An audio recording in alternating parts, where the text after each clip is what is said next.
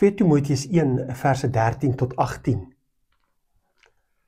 Paulus skryf aan Timoteus om vir hom te sê om vas te staan by dit wat hy weet.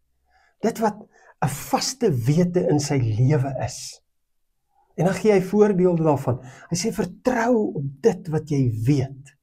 Hy sê dit veral in vers 13 wanneer hy sê in die geloof en liefde wat ons in Jesus Christus het.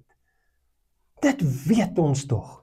Ons praat al reeds vir 2 dae oor die groot liefde van God en dat Jesus Christus ons Here is.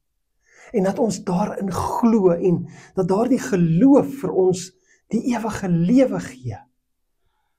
Kom ons hou weer opnuut daarop vas.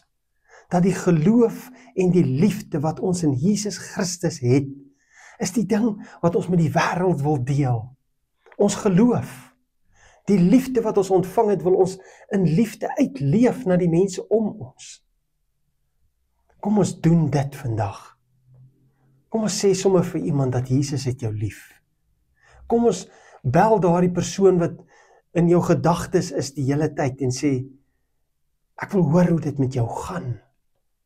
Want Jesus het jou op my hart geplaas. Waarvoor kan ek bid vir jou vandag? Kom ons leef die liefde van Christus.